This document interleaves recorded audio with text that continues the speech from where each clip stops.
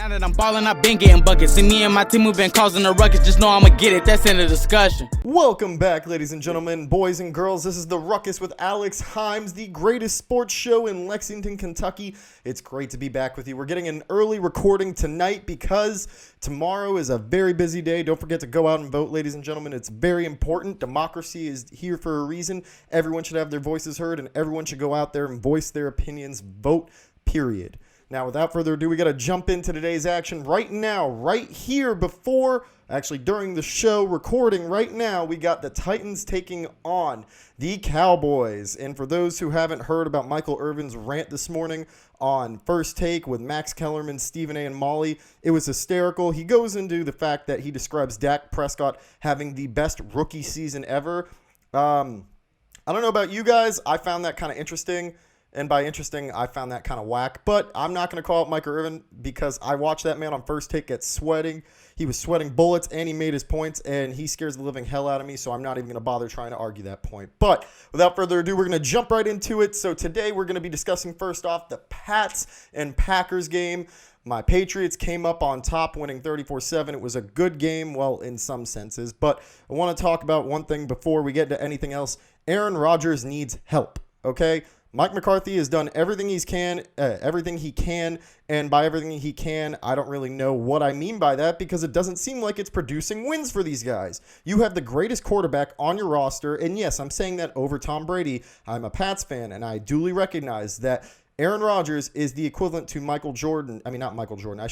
equivalent to LeBron James in that he is the best physical specimen to have ever played this game. And right now we are watching him struggle and fall apart because they do not have enough weapons for him. And last night we watched so many of their players go down with injuries. And by the end of the game, I'm finding myself saying, yeah, it's a win for the Patriots, but it really doesn't say much about what's going on. I mean, Brady only had one touchdown. Yeah, he had over 250 yards for the game, but he looks kind of slow, kind of sluggish. No, we're not talking about the cliff that Max Kellerman so famously has put out there and claims to still be occurring because it's not. That's just the case, ladies and gentlemen. But here we are.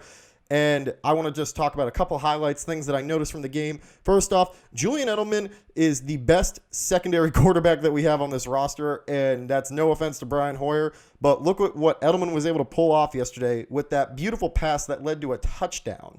I think it was Josh Gordon, if I'm not mistaken. But anyway, that's one of the best plays I saw last night. The second one was the coming of Josh Gordon. Yes, this man came to the Patriots. People were wondering why things were going so slowly, but the man has to get acclimated to the New England system, the way that Bill Belichick wants to utilize this guy.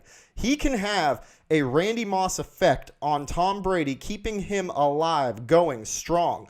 Josh Gordon is going to be one of the best deep threat options that the Patriots have going into the rest of the season, the postseason, and yes, I'm calling it right here, right now, going into the Super Bowl, people. That's right. Hopefully we get to see a Rams and Patriots matchup. I know that's kind of confusing for me because I am from Los Angeles, but I'm a Patriots fan because of my grandparents.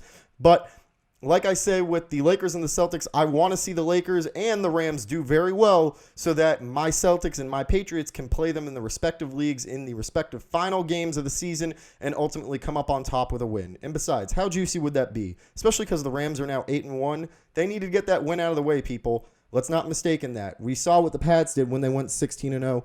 They're better off getting that loss out of the way before they make it to the postseason, all right?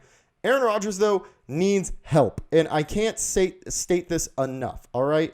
On top of this game just being a perfect example as to why this man needs more options offensively and needs to get a better defensive line behind him, this team just really is falling apart. Like, who would have thought the Packers would be 3-4-1 this far into the season?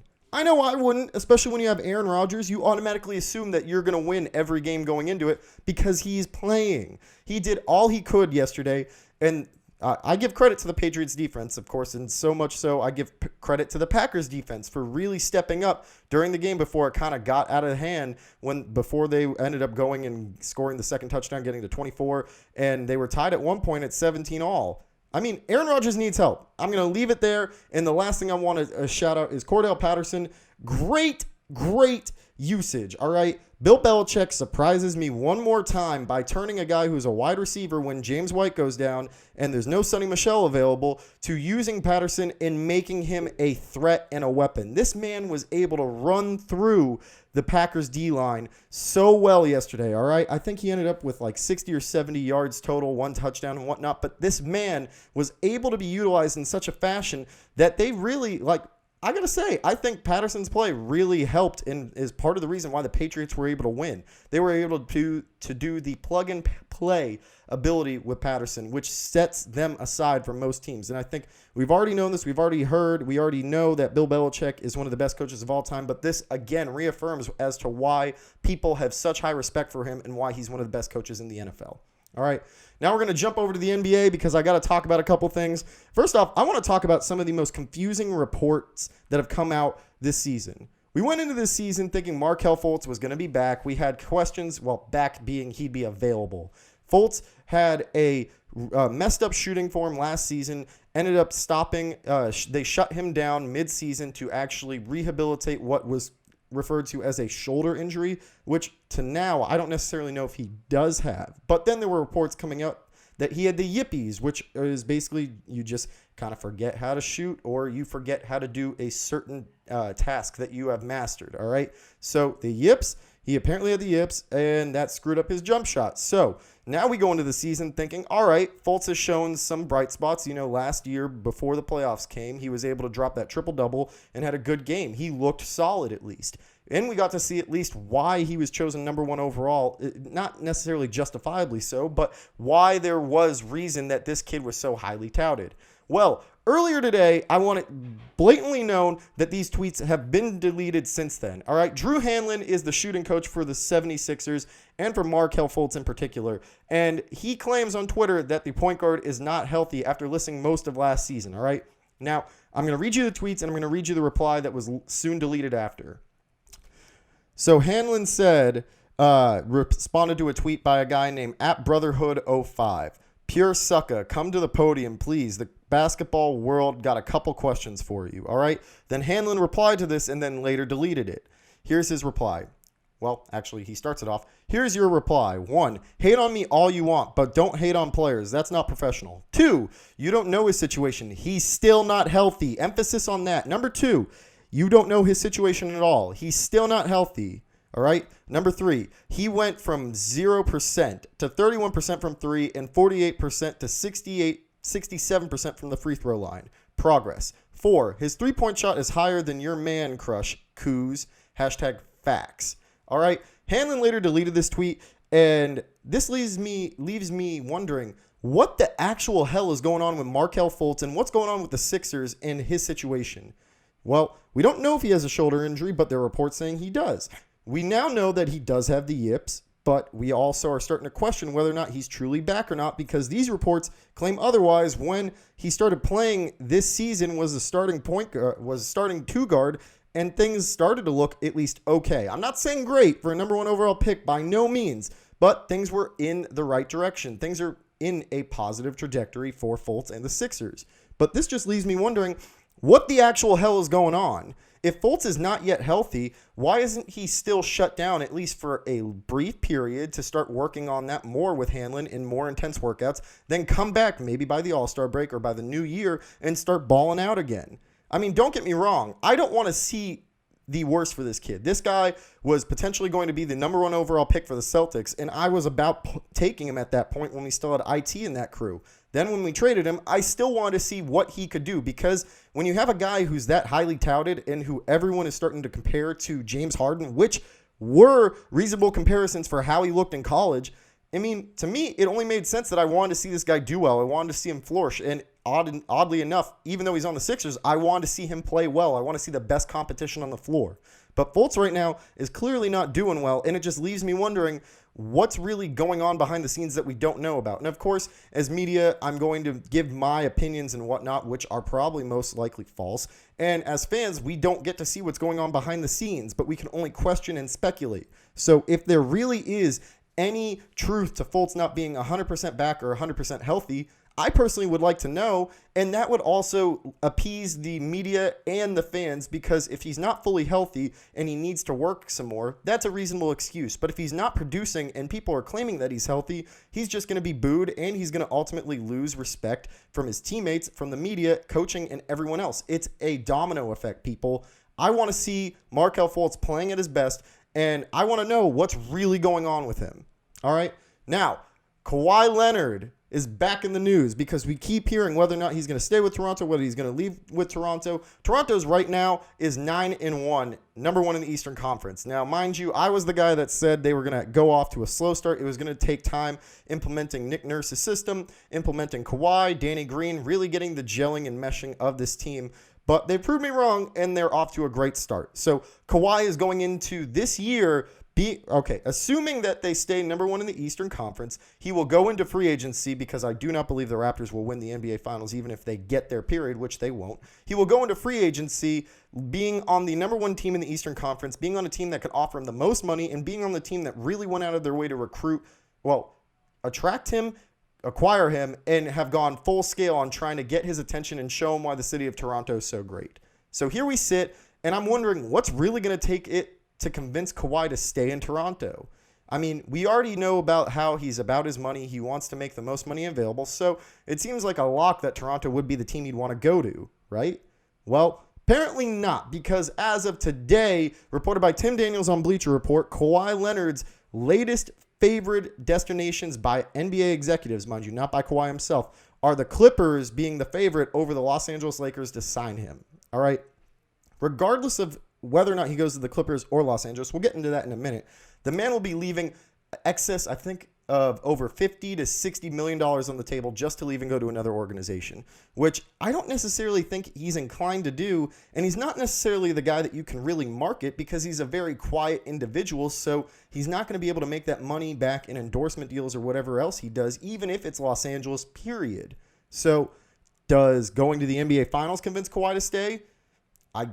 I think that, in all honesty, I don't think that going to the NBA Finals would convince Kawhi to stay in Toronto. I really do think that it's about the money and it's about the organizational fit. So if he feels that this Toronto squad is the team that's going to get him to the NBA Finals the most, especially in a weaker Eastern Conference now that LeBron is left, and you still have the Warriors, you have the Trailblazers, you have the Pelicans, you have all these teams in the West who are super stupid strong. I mean, it would make sense to me if I'm Kawhi Leonard, I stay put, because this is the team that wanted me, that went out of their way to acquire me, that took a risk knowing that I could walk into free agency. This is the team I can make the most money from, and this is the team right now that's making me feel at home the most. So do I think Kawhi leaves? I think Kawhi Leonard, in fact, does leave Toronto. Do I think he goes to Los Angeles? Yes, I do. Do I think he goes to the Los Angeles Lakers? Nope. Lakers? Nope. Clippers? Yup. The Clippers have the right situation right now for Kawhi Leonard. He can go into Los Angeles, with the Clippers in particular, and become the number 1 star on the team. Then he gets to face LeBron James in the same building, in the same city, at least 4 times a year, which I do think he does want to do. I don't think he wants to play with LeBron. Now, call me crazy. I know that's nuts, because today's superstars come together to beat the best teams. Golden State, Miami, Boston, although Boston was a different situation because they traded for all those guys. I think that Kawhi does go to the Los Angeles Clippers. I think that Doc Rivers is a great coach for him to have. Shout out to Doc. I love you still for Banner 17. And I think that the Clippers really do have the pieces around them to start a good team, with Kawhi Leonard being the spearheaded number 1 option on that team. Of course, he's the number 1 option in Toronto right now. But as I've said, the man wants to go to Los Angeles, at least to some degree, right? So if he does want to go home, he does want to be back in Los Angeles, there are 2 teams he can go to, one of which already has a superstar on it. Does he want to be there with him? No, he already beat him once in the finals. Why would he want to do that? I feel like he would want to go up against him more so than play with him. Besides, I think Kawhi would be better off without LeBron. Call me crazy, but I think he plays better without a guy like LeBron, because LeBron will require the ball more so than Kawhi, and Kawhi is already a ball-dominant player who does need the ball in his hands to score. Now, mind you, he can play off ball. He's a very well-rounded player. I've said it before and I'll say it again. He's the second best player in the league when healthy and is the best defender in the league. Best two-way player. I'll put that out there. Kawhi Leonard is the best two-way player and the second best player in the NBA when healthy.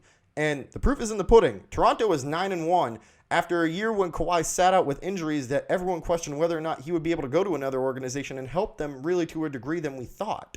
So I think Kawhi Leonard, if he does leave Toronto, it will be to the Los Angeles Clippers. But, man, they're going to have to figure out something to make up for the money that he's about to lose by leaving Toronto, because Toronto's playing well. They can offer him the most money, and the organization and city is just a great place to be in.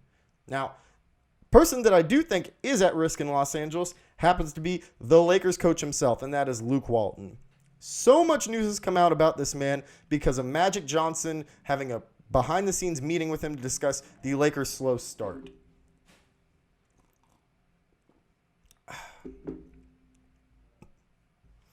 So as of now, the Lakers sit at 2-5. Not really what we expected from a LeBron James-led team, and personally, I expected these guys to be third or fourth in the Western Conference, so I'm really pulling for them to turn around because I already have money placed on this, so I would much rather be right on this one. But I do think the Lakers, first off, will turn it around. Mind you, Luke Walton is a very successful coach who happened to have a better record than Steve Kerr did when he was with the Warriors that year, and I thought should have been coach of the year or co-coach of the year with Steve Kerr. All right? Now, he goes to Los Angeles. He makes these young guys play better. He gives the fans in Los Angeles hope, okay? The Lakers were on an upward trajectory. They implement a ton of new players. Mind you, they got rid of Julius Randle, who was their leading scorer and one of the best players on the squad. Input LeBron, Rondo, Lance, JaVale, and now you have to implement getting Kuzma, Ingram, and Hart used to playing with LeBron, whom will elevate them. There's no question about it. They will get better, but it's going to take time. And especially after having the suspensions of Rondo and Ingram, the Lakers were down for the count with a couple of their key guys not being available in the lineups. The Lakers are on pace to better themselves throughout the season. Do I think that this is the same roster we'll see after the All-Star break? I do not. I think that there will be a couple of trades and they will net at least a couple of shooters to surround LeBron with, and the team will get better. And as we see Brandon Ingram, Lonzo Ball, Rondo, Lance, JaVale, Kuzma play more on the floor with LeBron and get more time under their feet with this guy on the court, they will be better off for it. And I'm really hoping, like I said, I'm really pulling for them to be number 3 or 4 in the West because that's what I predicted. But I do think they will get there. It's just a question of how long will it take for these guys to mesh. And do I think Luke Walton's job is currently at risk? No! Come on. Magic said it himself. Of course, the way Magic says things sometimes is either a little bit backhand or kind of leaves a little bit of mystery to it because he said the man's job security is not at risk this season and then leaving kind of the door open for at the end of the season. I think Luke Walton is the right coach to coach this Lakers squad right now, right here, and he needs time. Magic, of course, will be impatient. I understand why completely. You want a win-now mentality. You have a player who is a win-now MVP player who has 3 rings, has been in the finals almost every year for the last 10 years. You want this guy to be appeased and you want to be playing well. But it's going to take time, and that's what fans don't get. And being from Los Angeles, I can attest to that. Fans in Los Angeles aren't patient. So when you have a squad that is highly touted as this with such big-name marquee players, and LeBron James, I mean, I'm putting him above all those other guys, you are expected to win 10 in a row, in a sense, hypothetically, right out the gate, which isn't the case. Laker fans, take a deep breath, chill pill, realize it'll be okay. It's going to take time for this squad to mesh. I promise you, though, it'll be okay. All right? Now, before I continue on with the last 2 things of the show, I want to take a moment to point out the sweater I'm wearing. Hashtag tolerance. Together against anti-Semitism. Preaching tolerance, and I'm here first and foremost to say I'm sending my prayers, my best wishes, and my love to the families affected by the tragic shooting at the Tree of Life Synagogue in Squirrel Hill, Pittsburgh. And from that point, I'm moving on now. I got to talk about the 2 surprising things right now in the NBA. To me, this is just amazing. I did not expect it to go out this way or really go down this way, but I want to give some respect and props to the Denver Nuggets, who are sitting right now at 8-1 in the Western Conference. Nikola Jokic is the second best center in the game, but overall, if we're talking basketball talent, he is the best center in the game above Joel Embiid. I'm sorry. Nikola Jokic, this man has some of the best court vision and hands for a big man in the game. Hands down. He is part, if not an integral part, to the reason why they are 8-1. Do I think they will be a perfect team down the road in the season? No, they'll hit their bumps and their woes. Of course, it's the start of the season, so it's going to take time for all these teams to start rolling out and getting the big guns. Just look at the Houston Rockets, who are right now currently lower than the Lakers at 3-5. These teams will rebound, bounce back, but I do think Denver will be either the 4th or 5th seed in the Western Conference because they are that good, that talented, and being led by Jokic, this guy is a winning machine. He will be able to pull you down into the paint, dish out the perfect pass, no look to a three-point shooter on the right side. You won't even notice, and that will be game time. Now, the second surprise I want to talk about is in the East, and that is the Milwaukee Bucks. Giannis is the MVP candidate that we've all wanted to see. We saw it at the beginning of last year when in the first, I think it was 5 or 6 games, he was averaging 30-some-odd points per game. I thought he was an MVP candidate then. Look back at the tapes. I said it then, and I'm saying it here right now. These guys are very well built. Now, mind you, their only loss to my Celtics, baby. Let's go. But aside from that, the Bucks have been playing excellent basketball. Mike Budenholzer has these guys playing perfect chemistry-led basketball, and they've managed to do this where last year they were, I think, 20-something, 26th in three-point shooting, and this year they're at 2 or 3. This team is doing great. Chris Middleton and Giannis have stepped up their game yet again from seasons where they stepped up their game a large amount and are looking great and ready to make a deep playoff run. And I do believe they'll be 3rd in the Eastern Conference, which I said, I think, a month before the season began. I predicted it'd be Boston, Toronto, and then Milwaukee. I still think that my Celtics will be number 1 by the end of the season and that the Bucks will be number 3. They are just so strong. They are so well put together, and Budenholzer has them playing great basketball.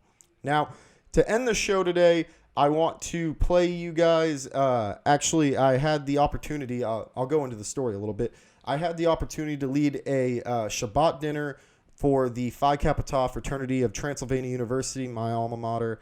And I had the wonderful experience of getting all these different people in a room together, different races, ethnicities, sexual identities, backgrounds, cultural spaces, all of which came together at a time when I was in deep pain and my community, my Jewish community, was in deep pain and suffering.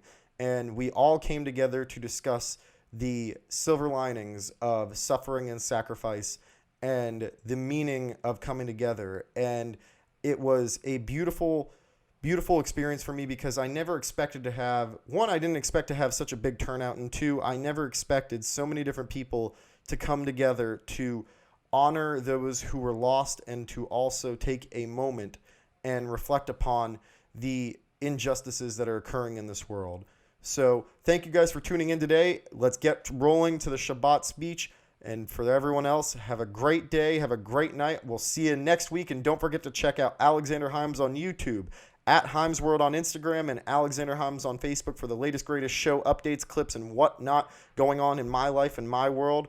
Thank you again, everyone. As you guys know, there was a shooting at the Squirrel Hill Community's Tree of Life Synagogue. So I'm going to give a speech on that, and I just want to give you guys forewarning. I'm sorry, but I might get a little emotional during this. So for this week, we're talking about sacrifice and suffering. As many of you know, I've been hosting Shabbat as an opportunity for the new members to have an off-campus event where you all can get to know your pledge class, upperclassmen, but to also educate you on all the religious traditions of my people and to quell the misconceptions of our practices. This Shabbat comes a week after the deadly shooting at the Tree of Life Synagogue that left 11 dead and numerous others hospitalized, including the officers who bravely fought the shooter until his surrender. Before I continue forward, I want to take a moment to thank the 4 officers who ended up ending the shooting. In a time where donning the gold and blue uniforms holds a negative connotation. It's moments like these that remind us all the sacrifice that these brave individuals make, putting their lives on the line to protect civilians, and that is one that holds the highest honor amongst all. This leads me to my point of tonight, to sacrifice and to suffer. For centuries, the Jewish community has endured and risen above tremendous suffering. From Egypt, the Holocaust, the homeland, and now suffering seems to follow my people everywhere we go. With only 11 million Jews being on this planet, the loss of even one individual is felt by each and every one of us. Joyce Feinberg, Rich Godfrey, Rose Mallinger, Jerry Rabinowitz, Cecil Rosenthal, David Rosenthal, Bernice Simon, Sylvan Simon, Daniel Stein, Melvin Wax, and Irving Younger were killed in this tragedy. While in Israel 4 years ago, I had the pleasure of spending time with the Israeli soldiers that were our group guides. We visited Yad Vashem, the Holocaust Memorial Museum, where they repeated and emphasized a phrase that has taken a new meaning after last weekend's shooting. To save one person's life is to save the whole world. This phrase was more compounded when I walked through the museum and saw the names, I should say multiple names, of my family relatives who happened to be lost during the Holocaust. Hence why this tragedy strikes such deep chord with me. Just as each and every one of you would feel the loss of our members being in the fraternity, I feel the loss, their pain, and the family's pain. But as history has proven, that through suffering we identify the sacrifices we must make to better ourselves as individuals and as a nation. We see suffering perpetuated in present day, children being ripped away from their parents at our borders, immigrants seeking asylum from the dangers occurring in their home countries, unarmed African Americans being assaulted, beaten, and even killed by corrupt police officers. Did you all know that a school shooting has occurred at least once a week in 2018 alone? Seems unreal, right? That's because these atrocities occur so frequently that we as a nation have become numb to them. It's unfortunate that a large-scale tragedy must occur for the masses to acknowledge there is a problem and ultimately there is a need to initiate preventative measures to prevent potential future situations. As Viktor Frankl identified while studying his fellow bunkmates during his stops through multiple concentration camps, through suffering we find our means to live, and currently those means to live are through sacrifice. Joyce Feinberg, Rich Godfried, Rose Mallinger, Jerry Rabinowitz, Cecil Rosenthal, David Rosenthal, Bernice Simon, Sylvan Simon, Daniel Stein, Melvin Wax, and Irving Younger all lost their lives, that I take solace in believing, I actually know for a fact though, that their deaths will lead to an eventual positive outcome. What outcome could that be, you ask? More legislation towards preventing those with mental health issues from purchasing firearms, better treatment programs for those same individuals dealing with various mental health issues, educating the youth on gun violence and preaching tolerance. But the largest and most impactful outcome is coming together. Coming together as a Jewish community to mourn the lives of Bernice, Joyce, Rich, Rose, Jerry, Cecil, David, Bernice, Sylvan, Daniel, Melvin, and Irving, just as we've done for countless centuries to acknowledge and overcome the suffering. Just as my people have come together, this very Shabbat is the embodiment of that philosophy. There are only two Jewish people in this room right now. Yet you all chose to attend this event because you recognize the meaning of brotherhood. Take a look around the room and what do you see? Various religious backgrounds, various ethnicities, people from different regions and culture spaces around this country. I mean, hell, we also have two twins down in the press, so that's kind of cool.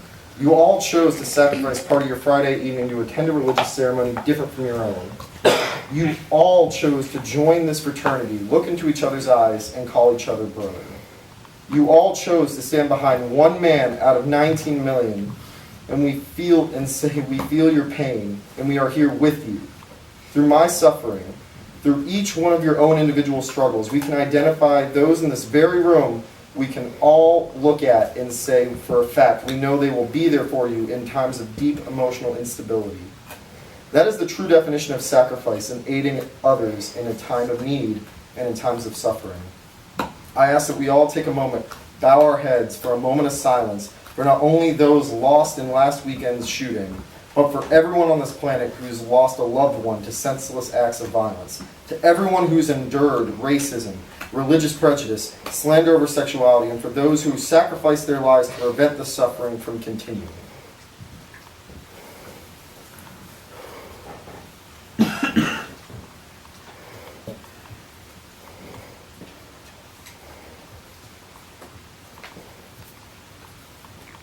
Amen. I want to thank you all again for being here and listening to my speech. On a personal note, like I said in the speech, when I say I truly feel the loss of the people who were killed in the Squirrel Hill shooting, I do. Like, being in Israel and being able to experience what it's like walking through Yad Vashem, seeing the names of multiple family members of mine killed, some of which we don't even know. They don't even have everyone listed yet who passed. It strikes a deep tone with me. And the soldiers, from my stepdad all the way down to the people I was with while I was there, preached the fact that we go through missions understanding that if there is one soldier left behind, we go back to make sure we secure their life, even if it means the cost of others, because to save one is to save the nation. And that's true. And in a time like this, we need to recognize events like this where, like I said, you see so many different people in this room. I mean, look around, man. From being freshmen to seniors at our school, from being different religious backgrounds, different ethnicities, being parts of different programs, whether it's the military or what you guys want to do ultimately in the long run. It means a lot to me personally, knowing that you guys took the time out of your day to be here with me to do something like this. And I want to tell each and every one of you, I wholeheartedly appreciate it. And moments like these remind me that even though bad shit occurs on this planet, there are still groups of people that understand the bigger picture, and that every life matters, and that no one should go through the pain and suffering of losing a loved one to